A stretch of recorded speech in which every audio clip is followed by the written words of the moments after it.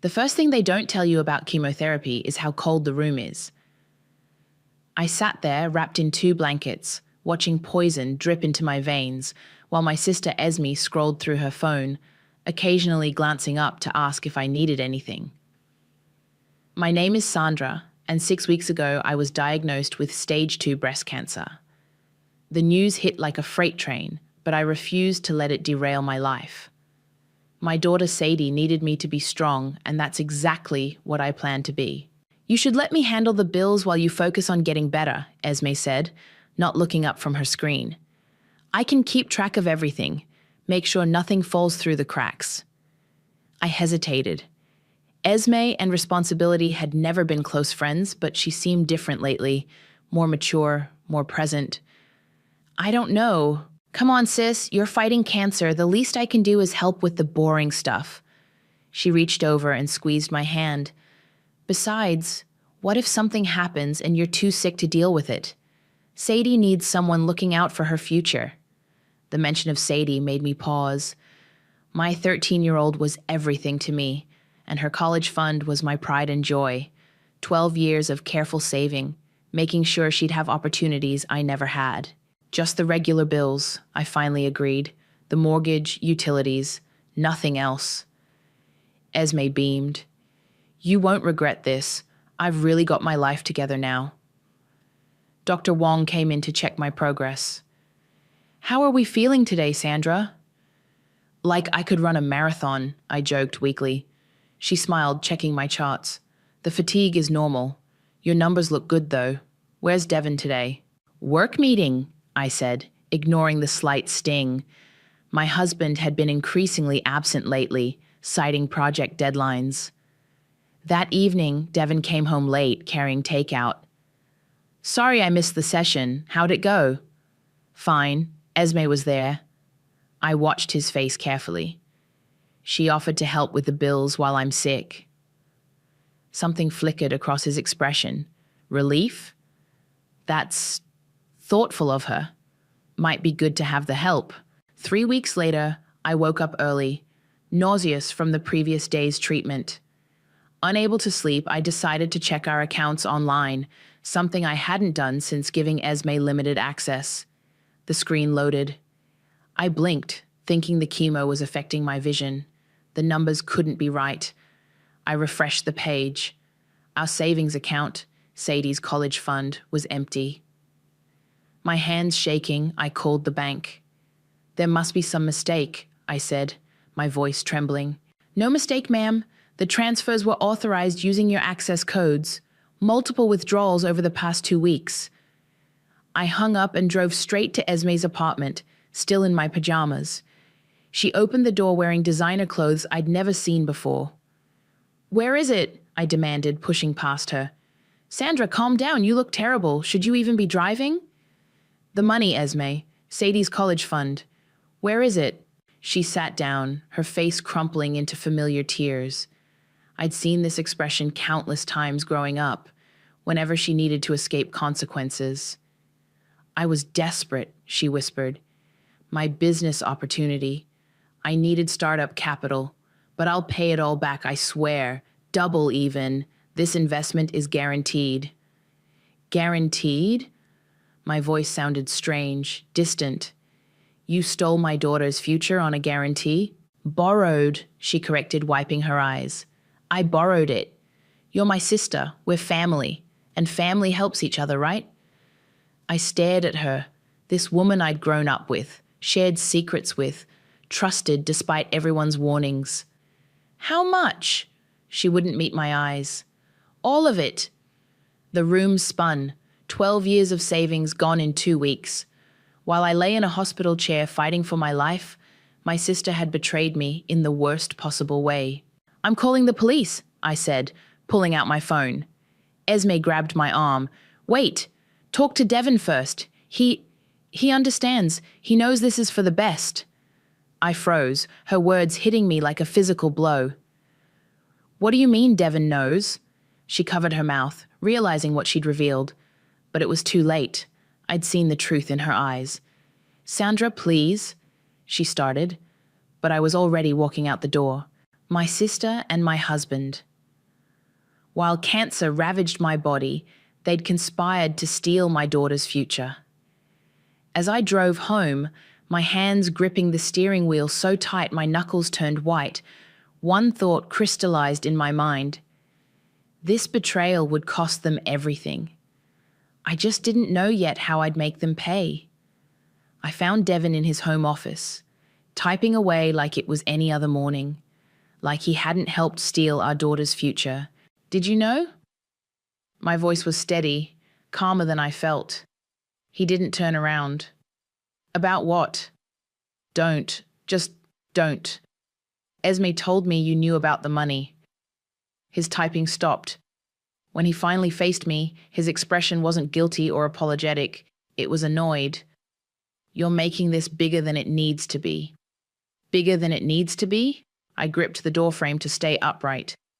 That money was for Sadie's education, and we can always save more, he said, as if explaining something simple to a child. Esme needed it now. She has a real opportunity with this business venture. What business venture? Import-export. Her boyfriend Chaz has connections overseas. It's practically guaranteed returns. I laughed, a hollow sound that scared even me. You let my sister and her latest loser boyfriend steal our daughter's college fund for an import-export scheme? She's family, Sandra. He stood up, running his hands through his hair. You're being dramatic. You're emotional because of the treatments, but don't you dare blame this on the cancer. I stepped closer, forcing him to look at me. Did you help her set up the transfers? His silence was answer enough. I trusted you, I whispered. Both of you. Look, he sighed. What's done is done. You're strong. You'll bounce back. Esme needed this chance more than we need a safety net. The casual way he said it, like he had any right to make that decision, made something snap inside me. More than our daughter needs an education? We have years to rebuild the fund. Besides, he checked his phone, Esme's hosting a small dinner tonight to discuss the business plan. Once you see the potential... A dinner? I cut him off. She stole everything and she's throwing a dinner party. It's a celebration of new beginnings, he said. She wants to share her vision, show you it wasn't a mistake. I stared at him, this stranger wearing my husband's face. And you expect me to attend? It would mean a lot to her, to both of us. My phone buzzed, a text from Esme. Dinner at 7, wearing my new Gucci dress. Can't wait to share the amazing news. Fine, I said quietly. I'll be there. Devon looked relieved. You'll see. This is good for everyone. I left him to his delusions and drove to the bank. The teller's face was sympathetic as I requested all recent transaction records. Mrs. Morgan? She called as I turned to leave. There's something else you should know. A new business account was opened last week. By whom? She slid a paper across the counter. There it was in black and white. Future Ventures LLC. Joint account holders, Devon Morgan and Esme Morgan. I clutched the paper, my vision blurring. Not just theft, but premeditated betrayal. They'd planned this, created a company, while I was fighting for my life. My best friend Amber found me in the bank parking lot, still holding the paper. I'd called her in a daze, needing someone, anyone, who wasn't part of this nightmare. Oh, honey, she said, pulling me into a hug. What do you need? A lawyer, I replied, my voice hardening. And everything you know about banking fraud. I have a friend who specializes in exactly that. She pulled out her phone. Hugh Grant. He's discreet, ruthless, and owes me a favor. I need to be smart about this, I said, more to myself than her. They think I'm weak right now, vulnerable. Then let them think that. Amber's eyes gleamed. While you build your case. That evening, I walked into Esme's apartment wearing my best smile. The table was set with expensive china I'd never seen before. Devon was already there, along with Esme's boyfriend Chaz, a slick-looking man with 2 white teeth. Sandra, Esme hugged me, reeking of expensive perfume. I'm so glad you came. Wait until you hear about our plans. I hugged her back, noting the price tags she'd forgotten to remove from her new outfit. My money, Sadie's money, on full display. I wouldn't miss it, I said, accepting a glass of champagne. Tell me everything. As they launched into their grand vision of international commerce, I smiled and nodded, playing the supportive sister, the understanding wife. But inside, I was already at war. They thought cancer had made me weak. They were about to learn just how wrong they were. Chemo makes you tired, but betrayal keeps you awake. I spent my sleepless nights documenting everything, every transfer, every text, every business meeting. My laptop became an archive of their deceit, growing larger by the day. Hugh's office was exactly what you'd expect from a high-powered lawyer, all leather and mahogany. He reviewed my evidence with sharp eyes while I tried not to fidget. This is methodical work, he said, closing my laptop. Most clients come in emotional. You came in prepared. I have a lot of time to think between treatments. He leaned forward. The joint LLC account is particularly damning. It shows premeditation, conspiracy. Have you spoken with the bank's fraud department? Meeting them today? I checked my watch. In an hour, actually. Good. I've already filed for emergency account freezes. We'll need proof of medical bills, proof the money was designated for your daughter's education. A knock interrupted us. Amber poked her head in. Sorry I'm late. Traffic was hell. She sat beside me, squeezing my hand. Did you tell him about the car? Hugh raised an eyebrow. What car? I pulled out my phone, showing him the registration document I'd found in Devon's email. They bought a Mercedes last week, registered in Devon's name, but Esme drives it. Using your daughter's college fund? Hugh's pen scratched across his notepad. Perfect. More evidence of personal gain through fraudulent means. The bank's fraud investigator, Lane, was younger than I expected, sharp-eyed and determined. She spread documents across her desk as I recounted everything. Classic affinity fraud, she said, using family ties to gain trust, then exploiting it. But they got sloppy. These transfers... She pointed to a series of transactions. They didn't even try to hide them. They didn't think they needed to, I said quietly. They assumed I was too sick to notice. Their arrogance works in our favor. We can trace every dollar. She pulled out more papers. They've been spending lavishly. Designer clothes, luxury cars, expensive restaurants, all traceable, all documented. My phone buzzed. A text from Sadie. Mom, when can we look at colleges? Jessica's already touring campuses. My heart clenched. Lane must have noticed my expression. Your daughter doesn't know? I shook my head. She just knows we're adjusting the timeline. I can't tell her her own father. We'll get it back, Lane assured me. Every penny. That evening, I found Sadie at her desk, surrounded by college brochures. She looked up as I entered, her face bright with excitement.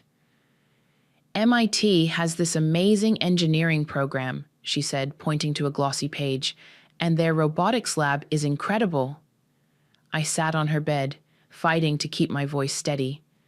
Honey, about college. I know. We have to wait and see how your treatment goes. She turned back to the brochures. But it doesn't hurt to look, right? I watched her pore over the pages, planning her future while her father and aunt dismantled it piece by piece. My phone buzzed again. Esme sending pictures of her and Chaz at some upscale restaurant.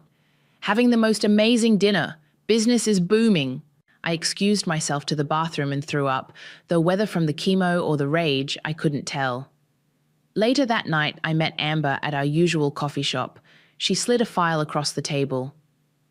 My friend at the dealership came through, she said. Full documentation of the car purchase. Devon used your power of attorney to access the college fund directly.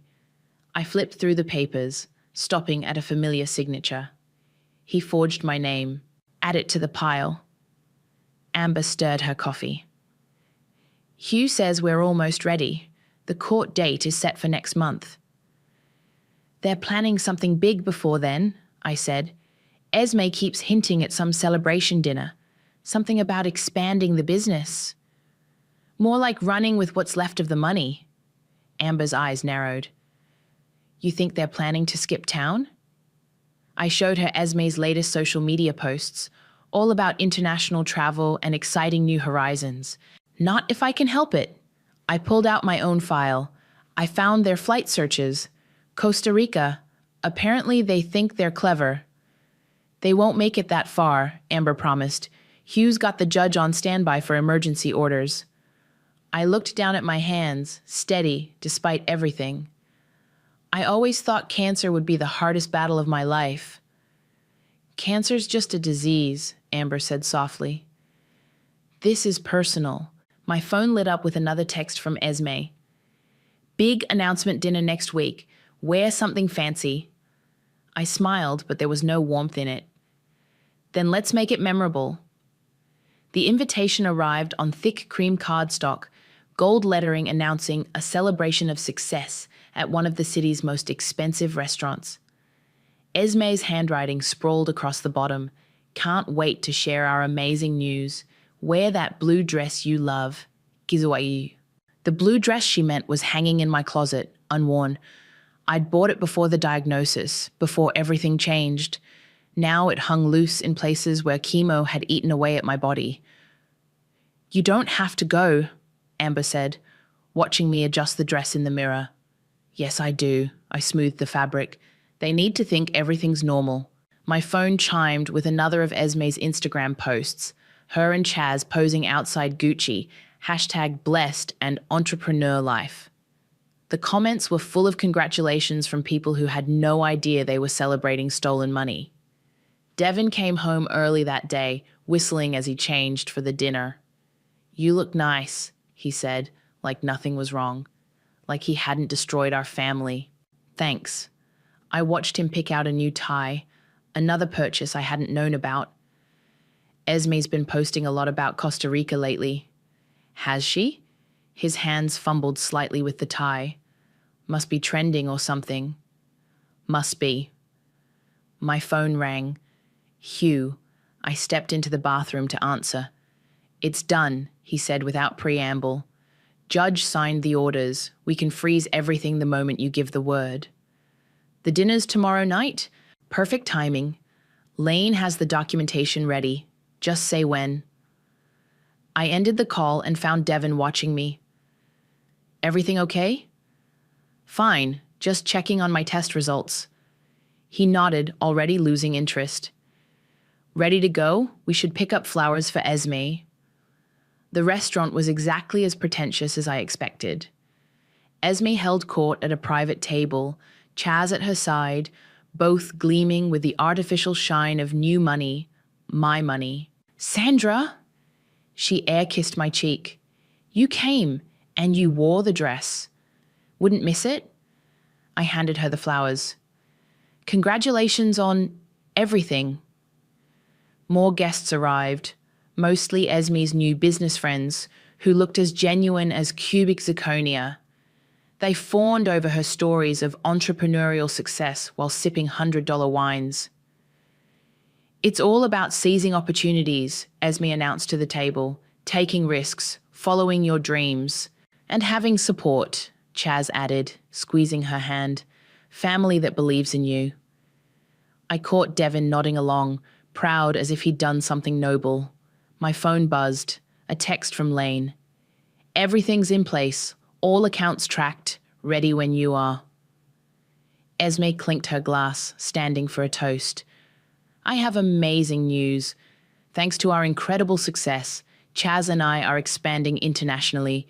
We're opening an office in Costa Rica. The table erupted in applause.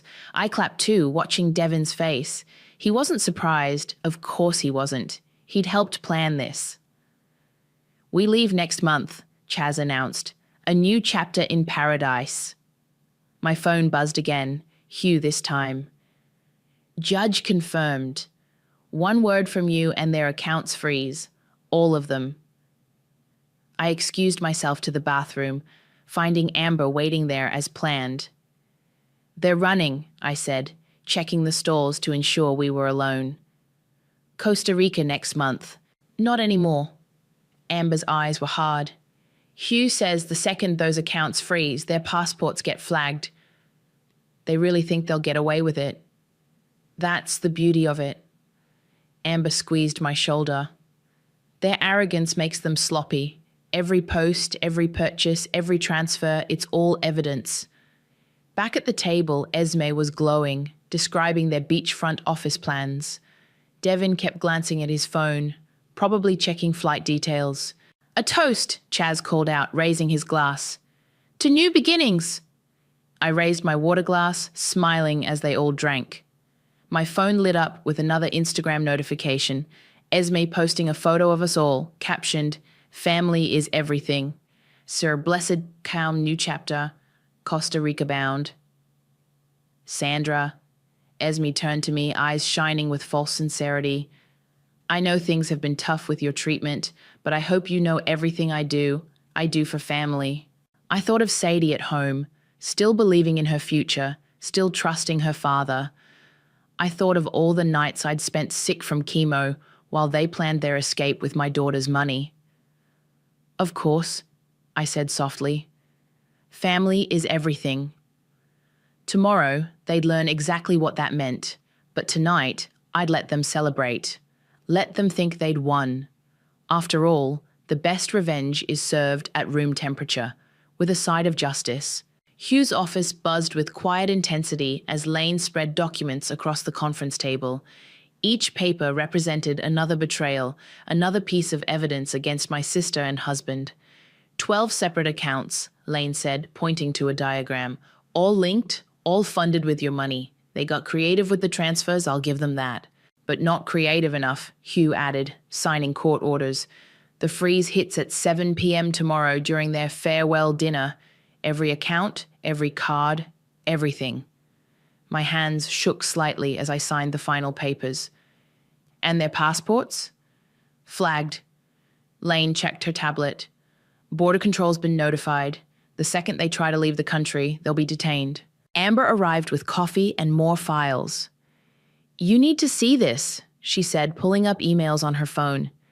"Devin's been talking to a divorce lawyer." My stomach dropped. "What?" "He's building a case," she continued, her voice tight with anger, "claiming your illness has made you mentally unstable. He's after custody of Sadie." The room spun. I gripped the table, willing myself not to be sick. "When?" "He has an appointment next week after their planned departure date." Amber's face softened. "He was going to leave you sick and alone, then take Sadie." Hugh's pen scratched sharply across paper. "This changes things. We need to move faster." He turned to Lane. "Can we push up the timeline?" "The accounts are ready," she confirmed. "We can freeze them tonight if needed." "No," I said, straightening up. "Let them have their dinner. Let them think they've won. I want to see their faces when it all falls apart." My phone chimed. Esme sending party details for tomorrow night. "Wearing my new Prada. Bring Sadie. She should be part of the celebration." "She wants Sadie there?" Amber's voice dripped with disgust. "Of course she does." I showed them Devin's responding text. "Perfect timing. Everything's ready." They were going to take her tomorrow night, Lane realized, right after the dinner. "Well," Hugh said, straightening his tie, "they're in for quite a surprise instead." I drove home in a daze, my mind racing. In the driveway, I found Sadie sitting on the porch steps. "Mom?" Her voice was small. "Is it true we can't afford college anymore?"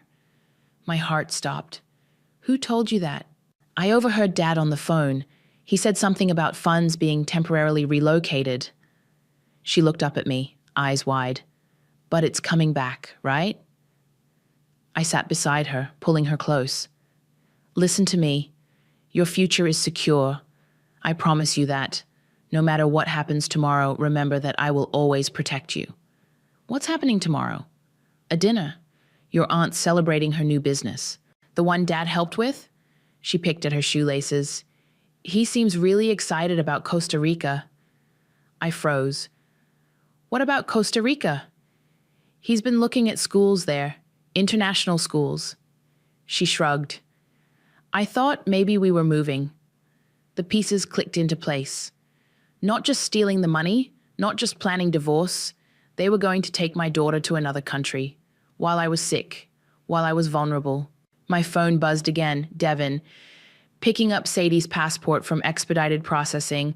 Everything set for tomorrow. I held Sadie tighter, my resolve hardening. How about you sleep at Aunt Amber's tonight? She's making those cookies you love. Really? On a school night? Really? I'll pick you up tomorrow before the dinner. After dropping her off, I met Lane at a coffee shop. She had more papers, more evidence of their plans. Private school applications, she said, sliding them across the table. Residence permits. They've been planning this for months. While I was in chemotherapy, I said, my voice hollow. While I was fighting for my life, they were planning to steal my daughters. But we caught them. Lane's eyes were fierce. We have everything. The money trail, the fraudulent transfers, the forged documents, and now attempted parental kidnapping. My phone lit up with messages from both of them. Esme, can't wait for tomorrow. Family means everything. Devon, make sure Sadie dresses up. It's a special night. I turned off my phone, suddenly calm. Tomorrow, they would learn what family really means. Tomorrow, they would understand exactly what happens when you try to steal a mother's child. They think cancer made me weak, I told Lane. They're about to learn it made me unstoppable.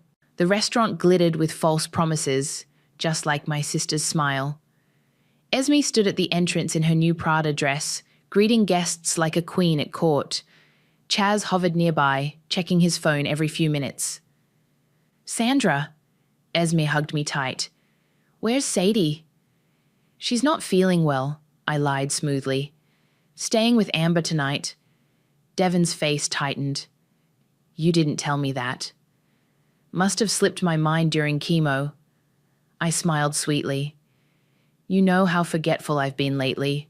The private dining room was decorated lavishly, champagne flowing, expensive centerpieces on every table. My daughter's future scattered across the room in crystal glasses and silk tablecloths.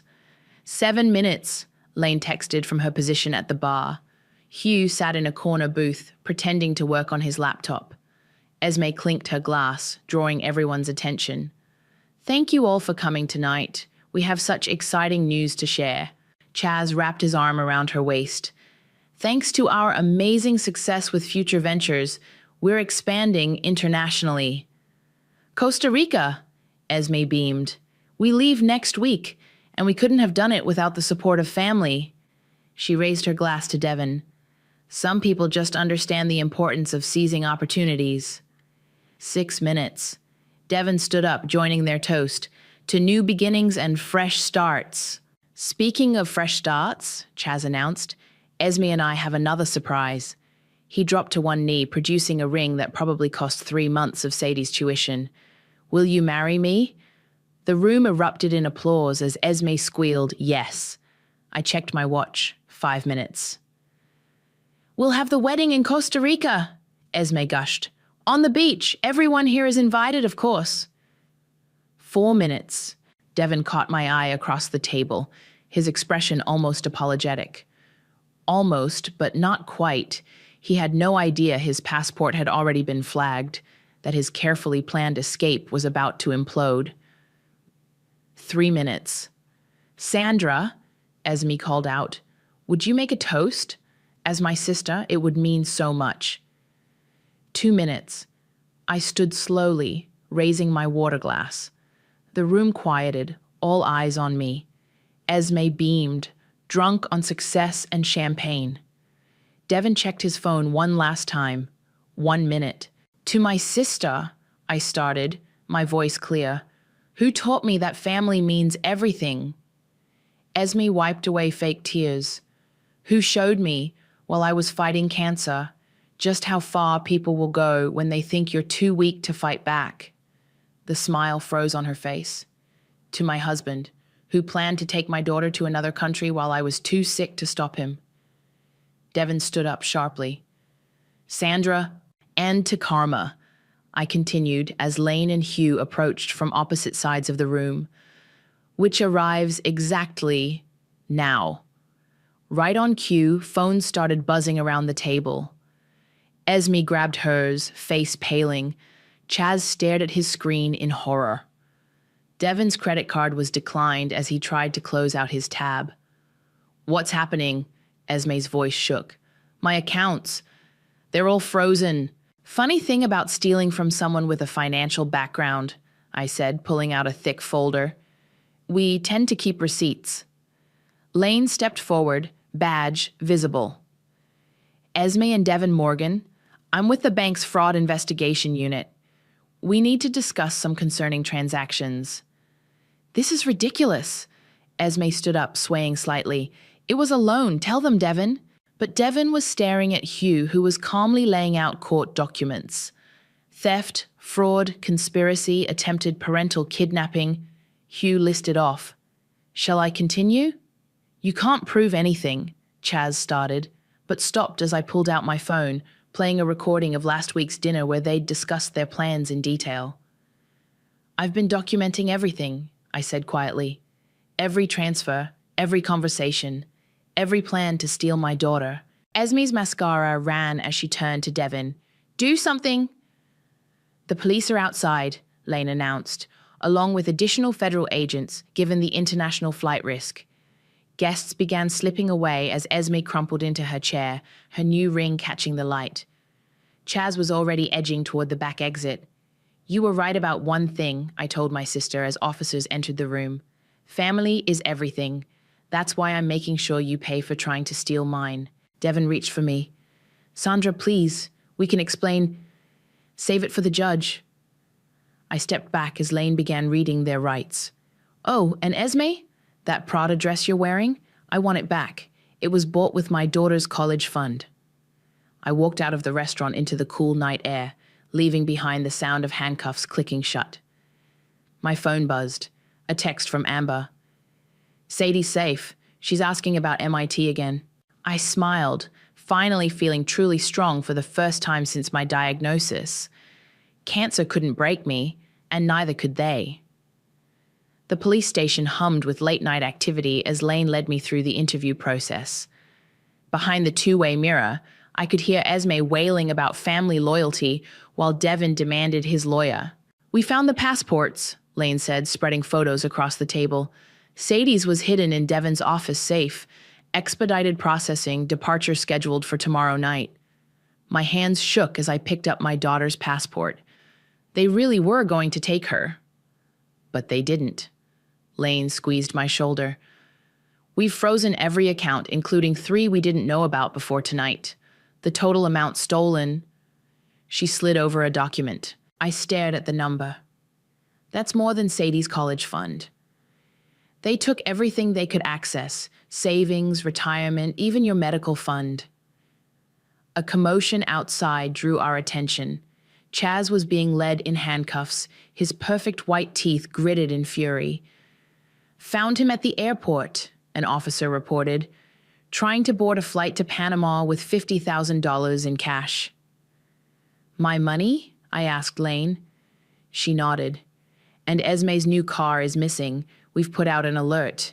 Hugh entered, looking pleased, despite the late hour. Devon's lawyer just arrived. He's already talking plea deal. No deal, I said firmly. They plan to kidnap my daughter. Through the window, I watched Devon slump in his chair as his lawyer whispered urgently in his ear. Gone was the confident man who thought he could steal my life. In his place sat a desperate stranger. Sandra, he called out as I passed his room. Please, just listen. I paused at the door. You were going to take my daughter while I was sick with cancer. I was trying to protect her. He leaned forward, desperate. You're not thinking clearly. The treatments, the stress of having my husband and sister steal everything while planning to kidnap my child. I stepped closer. You're right. That has been stressful. We can fix this, he pleaded. I'll pay it all back. We can start over. Start over? I laughed coldly. You chose her. Now you get to share her consequences. In the next room, Esme had stopped crying. Her makeup streaked across her face. It wasn't supposed to be like this, she whimpered as I entered. How was it supposed to be? I sat across from her. You steal my daughter's future, run away to Costa Rica, live happily ever after with my money? I deserved a chance. She slammed her hands on the table. You always had everything, the stable job, the perfect family. It wasn't fair. Fair? I leaned forward. I have cancer, Esme.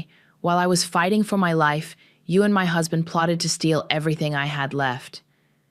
Chaz said the business was guaranteed. Chaz just tried to flee the country without you. She crumpled again, reality finally hitting her. What's going to happen to me? You'll face charges, lots of them. I stood up, and every time you think about betraying someone else, you'll remember this moment. Dawn was breaking as I left the station. Hugh walked me to my car, reviewing next steps. The court date is set for next week, he said. With the evidence we have, plus their attempted flight, they're looking at serious time. And the money? We've recovered most of it. The rest... He smiled slightly. Let's just say Chaz's attempt to flee with cash makes our asset recovery much easier. My phone buzzed. Amber sending a photo of Sadie asleep surrounded by college brochures. Safe, protected, her future secured again. There's something else, Hugh added hesitantly. We found divorce papers in Devin's email. He was planning to file next week, citing your mental instability from cancer treatments as grounds for full custody. I absorbed this final betrayal with strange calm. Add it to the charges. Already done. He handed me a folder. These are your new custody papers. Given the circumstances, I don't think he'll contest them. The morning sun hit my face as I drove home, warming away the night's chill. In my rearview mirror, I caught a glimpse of myself. Tired, worn from treatment, but undefeated. My phone rang, Dr. Wong calling about my latest results. Your numbers are improving, she said warmly. The treatment's working. I thought of Esme and Devin in their cells, of Chaz in handcuffs, of all their careful plans destroyed by their own greed. Yes, I replied, smiling for the first time in what felt like years. The treatment is working perfectly. When I got home, I found Sadie awake, making breakfast. Mom! She hugged me tight. Where were you? Is everything okay? I held her close, breathing in the scent of her shampoo. Everything's going to be fine now. How about we look at those college brochures together? Her face lit up. Really? You mean it? Really? I poured us both coffee. Let's talk about your future. The courthouse steps felt warmer under the autumn sun as I waited for Hugh to finish filing the final paperwork. My phone buzzed with news alerts. Local business couple sentenced in major fraud case, but I didn't need to read them. I'd watched it happen in person. Devin hadn't looked at me during the sentencing. Esme had sobbed, mascara running again, begging for leniency. The judge had been unmoved by their performances. 7 years, Hugh said, joining me on the steps. No chance of early release given the attempted kidnapping charges. And Chaz? 10 years for his role, plus additional charges for attempting to flee. He handed me a thick envelope. The last of the recovered funds, minus legal fees. Your daughter's college fund is fully restored. My phone chimed, Dr. Wong confirming my final treatment session. The cancer was in remission, retreating as surely as my ex-husband's confidence had in court. Mom! Sadie called, running up the steps with Amber. Did you see? I got the early acceptance letter. I hugged her tight, the MIT admission letter crumpling between us. Of course you did. You're brilliant. We should celebrate, Amber suggested. I know a great place for lunch. We ended up at the same restaurant where everything had fallen apart that night. It felt different in daylight, smaller, less imposing. The matron recognized me, his eyes widening slightly. "Your usual table is available," he said quickly. "Complimentary champagne?" "Water's fine," I replied, catching his nervous glance. The restaurant's reputation had taken a hit after the arrests made headlines. As we settled in, Sadie pulled out her phone. "Look what Aunt Esme posted from prison." I hadn't blocked her social media access. I wanted her to see the consequences of her actions. Her latest post was a blur of self-pity. "Family is complicated. Learning hard lessons. Chuck prison life, chakra reflection." "She still doesn't get it," Amber muttered. "No," I agreed. "She never will." Sadie put her phone away, focusing on the college brochure she'd brought. MIT has this amazing robotics program, and their financial aid office already confirmed my scholarship. I watched her plan her future, free from the shadows of betrayal she'd never fully known about. The waiter brought our food, and I realized I was actually hungry, the first time since diagnosis that food smelled appealing. "The treatment worked," I told them, picking up my fork. "Dr. Wong confirmed it this morning. Complete remission."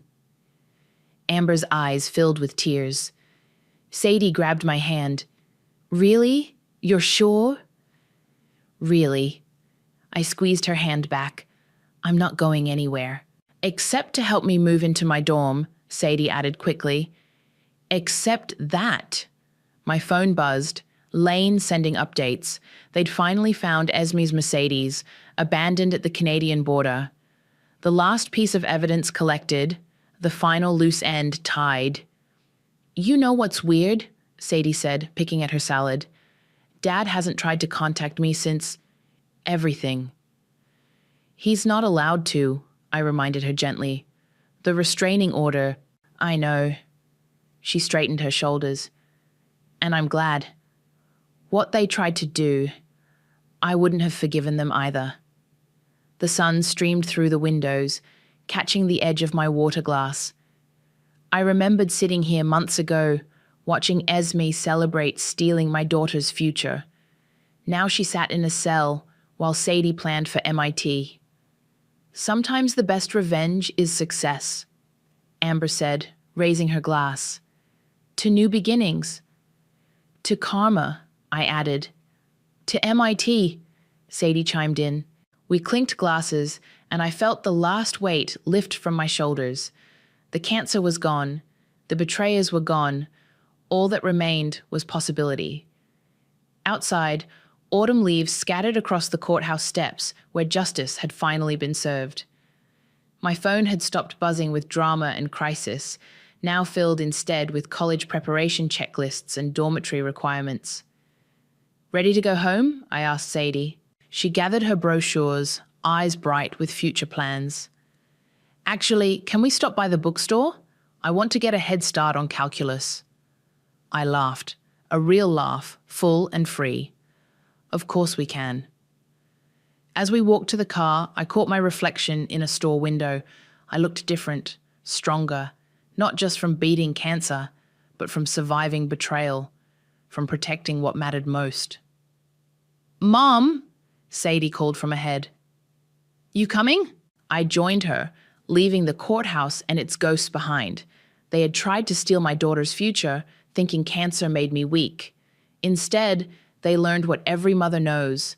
Nothing makes you stronger than fighting for your child. "Let's go get that calculus book," I said, stepping into the sunlight. "The future's waiting.